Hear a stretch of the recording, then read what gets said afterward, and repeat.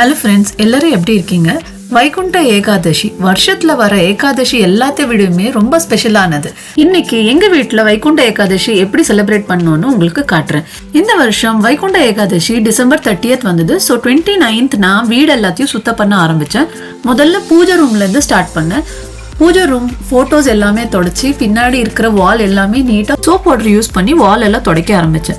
நம்ம பூஜை பண்ணும்போது ஊதுபத்தி கற்பூரம் அப்புறம் சாம்பிராணி ஏத்துறதுனால இந்த செவுரு எல்லாமே கருப்பா படிஞ்சிருந்தது.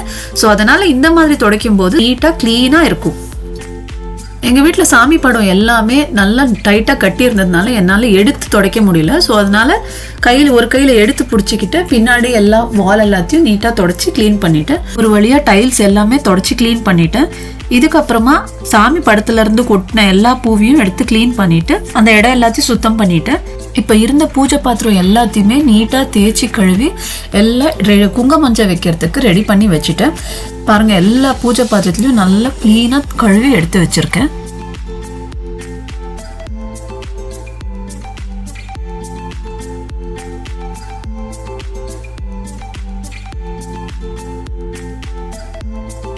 பூஜை பாத்திரம் எல்லாமே கழுவி எடுத்து வச்சுட்டு கீழே தரை எல்லாமே சுத்தமா சோப் வாட்டர் போட்டு தொடச்சி கிளீன் பண்ணி எடுத்து வச்சுட்டேன். இப்போ மஞ்சள் குங்குமம் வைக்கிறதுக்கு மஞ்சள், சந்தனம் அப்புறம் குங்குமம் எல்லாத்தையும் ரெடி பண்ணி வச்சுக்கிட்டேன். கீழே ஒரு பேப்பர் போட்டு அதுக்கு மேலதான் மஞ்சள் குங்குமம் எல்லாம் வைக்கிறதுக்கு ஸ்டார்ட் பண்ணுவேன். ஏன்னா குங்குமம் எல்லாம் கீழே கொட்டும், மறுபடியும் சுத்தம் பண்ண வேண்டியா இருக்கும். இப்போ நான் எல்லா பூஜை பாத்திரத்துக்குமே மஞ்சள் குங்குமம் சந்தனம் எல்லாம் வச்சு ரெடி பண்ணிட்டேன். எப்படி இருக்குன்னு பாருங்க.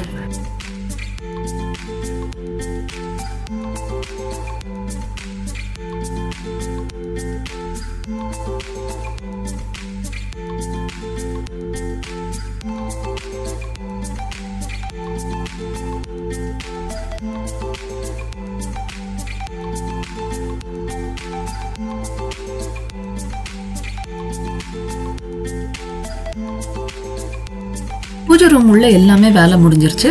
இப்போ அடுத்து வாசலுக்கு நீட்டா தொடச்சிட்டு அதுக்கப்புறமா மஞ்சளும் குங்குமம் அப்புறம் நாமக்கட்டி வச்சு பூஜை ரூம்ல எல்லா வேலையும் முடிச்சிட்டேன்.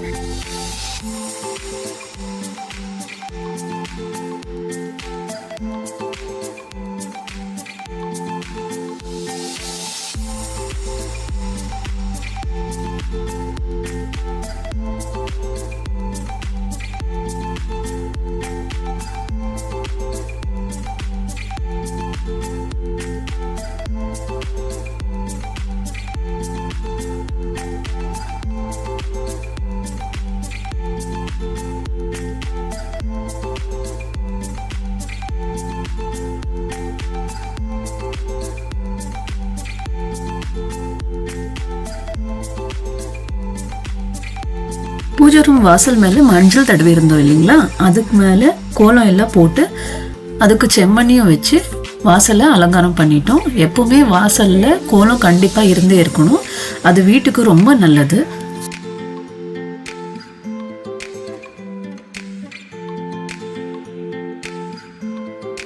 இந்த வேலையெல்லாம் முடிச்சுட்டு நாங்களும் சாப்பிட்டு முடிச்சிட்டோம். சாப்பிட்டு முடிச்சதுக்கு அப்புறமா இப்போ வீட்டு வெளியில, அதாவது நிலவாசல் கிட்ட கிளீன் பண்ணி கோலம் போட ஆரம்பிக்கலாம். வாங்க எப்படி கிளீன் பண்ணி கோலம் போடுறதுன்னு பார்க்கலாம்.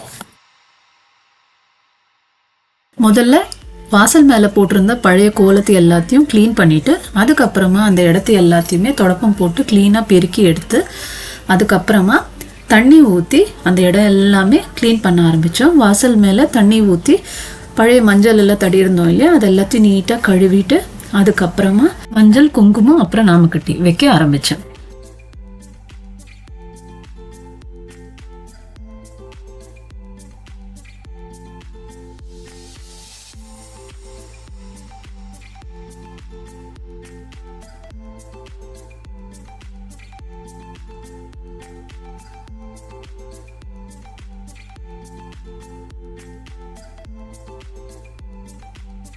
வாசலுக்கு எப்பவுமே மஞ்சள் குங்குமம் வச்சே இருக்கணும். இது நம்மளுக்கு ஒரு பாசிட்டிவ் எனர்ஜி கொடுக்கும். அது மட்டும் இல்லாம நம்மளோட குலதெய்வம் வாசல்ல தான் அமைஞ்சிருக்கும் அப்படின்றது நான் ஒரு யூடியூப் சேனல்லையோ இல்லை ஒரு புக்லயோ படிச்சு பார்த்தேன். அது மட்டும் இல்லாம வீட்டுக்குள்ள என்ட்ரு ஆகும் போதே வாசல்ல மஞ்சள் குங்குமம் கோலத்தோட பார்க்கும்போது ஒரு அமைதியும் ஒரு மாதிரி சந்தோஷமா இருக்கும். இது வீட்டுக்கும் ரொம்ப நல்லது, நம்மளுக்கும் ரொம்ப நல்லது.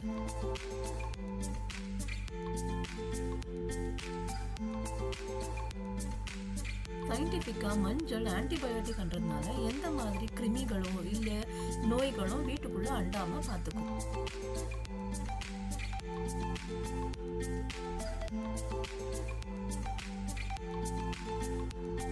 அதுக்கப்புறமா வாசல் மேலேயும் கீழே தரையிலையும் கோலம் போட ஆரம்பித்தோம். ஒரு சிம்பிளான டிசைன், அப்புறம் ஒரு சிம்பிளான கோலம் தான். கோலம் எப்படி இருக்குன்னு மறக்காமல் கமெண்ட்டில் சொல்லுங்கள்.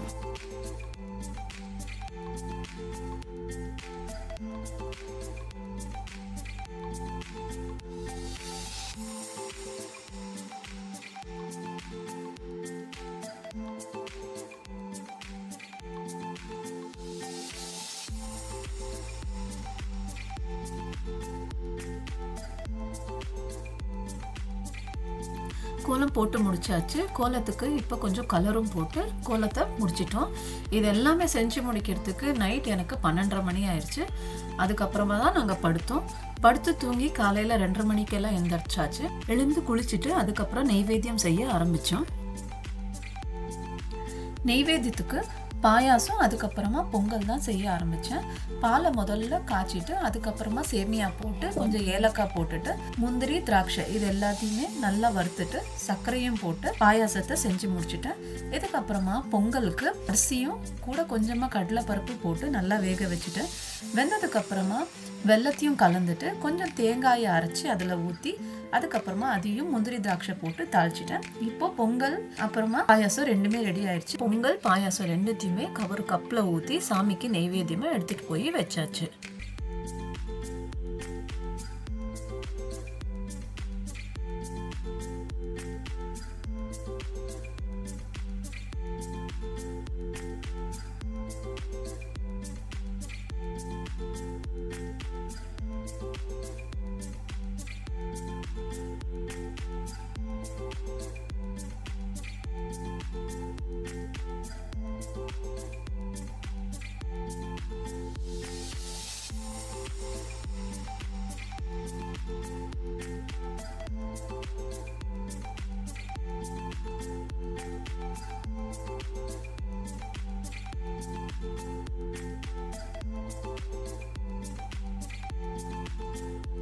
செய்யறதுக்குள்ளேயே எனக்கு 3:15 ஆயிடுச்சு.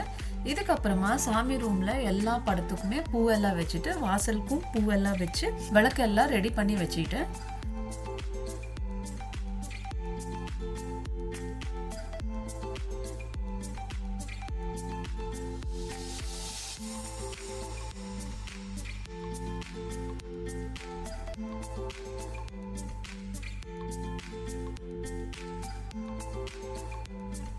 பிரம்ம முகூர்த்த நேரத்தில், அதாவது ஒரு 4:30 மணிக்கு நாங்கள் விளக்கு எல்லாத்தையும் ஏற்றி ரெடியாக வச்சுக்கிட்டோம். வெளியிலையும் துளசி கிட்ட விளக்கு வச்சு அங்கேயும் ஏற்றி வாசல்லையும் விளக்கு ஏற்றி வச்சிடணும். அதுக்கப்புறம் வீட்டுக்குள்ளே ஏற்றிட்டோம். முதல்ல வெளியில் துளசி கிட்ட ஏற்றிட்டு அதுக்கப்புறம் தான் வீட்டுக்குள்ளே விளக்கு ஏற்றணும்.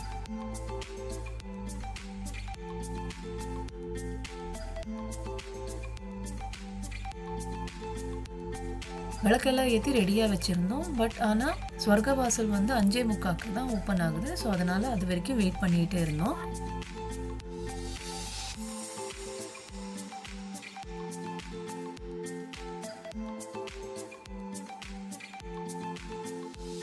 நாங்கள் ஸ்ரீரங்கத்தில் ஸ்வர்கவாசல் ஓப்பன் ஆகிறது தான் லைவ் டெலிகாஸ்ட்டில் பார்த்துட்டு இருந்தோம். அங்கே ஸ்வர்கவாசல் ஓப்பன் ஆன உடனேயே நாங்கள் இங்கே பூஜை ஆரம்பிச்சிட்டோம். கரெக்டாக அங்கே ஆனதுக்கப்புறமா நாங்கள் இங்கே வீட்டில் பூஜை பண்ண ஆரம்பித்தோம். ஒரு வழியாக வைகுண்ட ஏகாதசி பூஜை நல்லபடியாக முடிஞ்சுது. பூஜையெல்லாம் முடிஞ்சதுக்கப்புறமா கொஞ்சம் நேரம் உட்காந்து சுவாமியை பிரார்த்தனை பண்ணிவிட்டு செஞ்சு வச்சுருந்த பிரசாதமும் சாப்பிட்டு எங்களோட பூஜையை முடிச்சிட்டோம். உங்களோட வைகுண்ட ஏகாதசி எப்படி இருந்ததுன்னு மறக்காமல் கமெண்ட்டில் சொல்லுங்கள். லைக் பண்ணுங்கள், ஷேர் பண்ணுங்கள். புனிஸ் லைஃப் ஸ்டைலை சப்ஸ்கிரைப் பண்ணுங்கள். பாய்.